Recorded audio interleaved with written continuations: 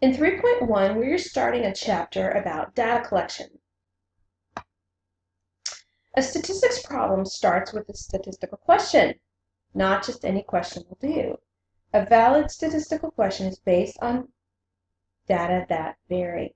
That is, the answer to the question won't be the same every time an observation is recorded. So you can't ask a question that has a right answer. It has to be a question that has multiple right answers. Okay, so that's what you have to think about. So here's an example. Determine if each of the following is a valid statistical question. You're going to do a lot of this in class.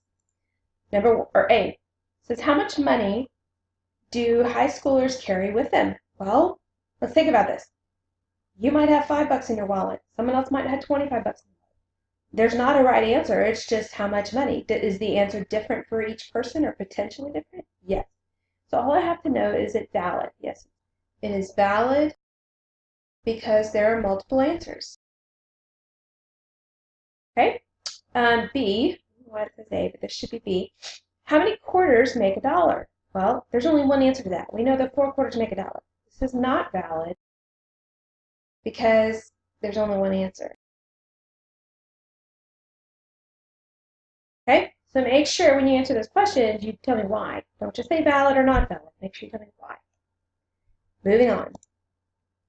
Suppose you want to find out what % of young drivers in the U.S. text while driving. To answer the question, we're going to survey 16 to 20-year-olds who live in the U.S. and drive.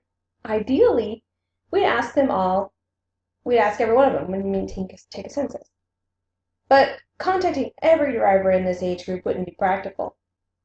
It would take too much time and cost too much money.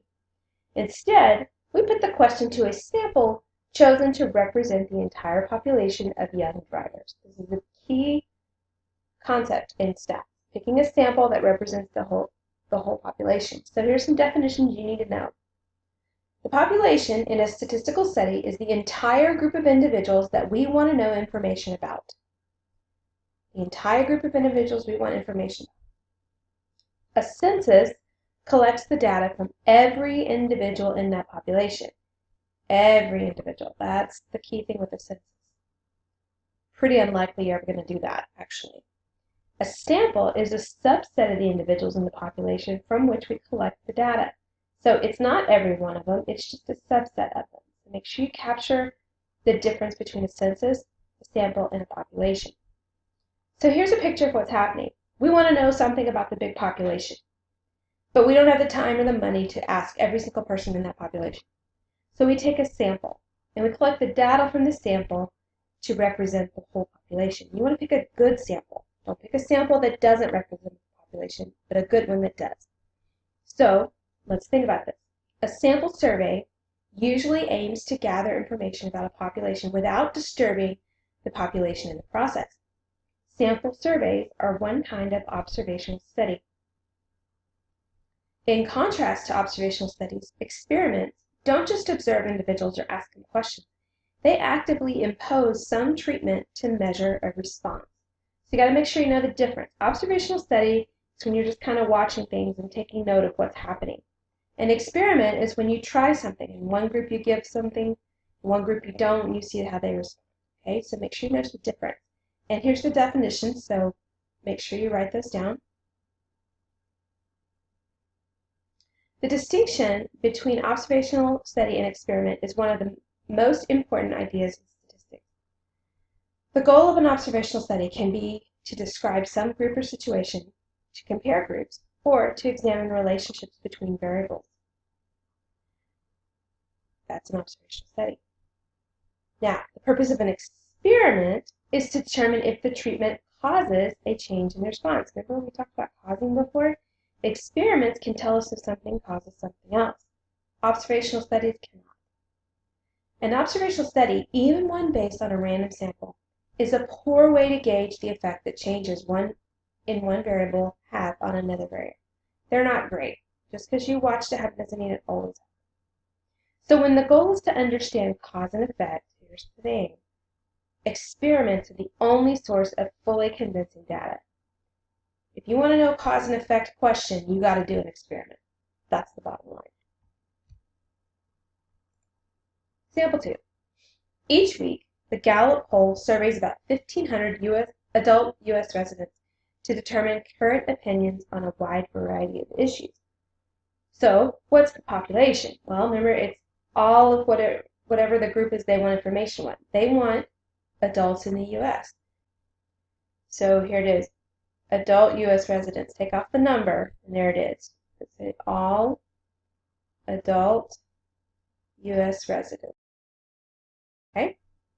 Identify the sample. Okay, the sample is the number. That is the 1,500 adult U.S. residents who were surveyed. Okay? So you got to be able to identify the population and the sample from a given statement. Example 3. Is this an observational study or an experiment? And explain why. Does reducing screen brightness increase the battery life in laptop computers? To find out, researchers obtained 30 new laptops of the same brand. They chose 15 of the computers at random and adjusted their screens to the brightest setting. The other 15 laptop screens were left at the default setting, moderate brightness. Researchers then measured how long each machine's battery lasted. Well, remember, an observational study is when you just watch something. You don't do anything to any of the parties you're looking at. So we got to think about this. Did they do anything to the one group of computers and not to the other? Hopefully you know that the answer is yes. Since 15 of them got their brightness adjusted and the other 15 didn't. And that right there tells me that this is an experiment. Okay? So I would say it's an experiment because the treatment of specific brightness was assigned to specific computers. So that's how I know it's an experiment. There was a treatment given to some computers and not to others. All right? And I noticed I identified what the treatment was. It was a specific brightness. So if you're saying it's an experiment, you got to tell me what was the treatment they gave it. All right? That's the first section of Chapter 3.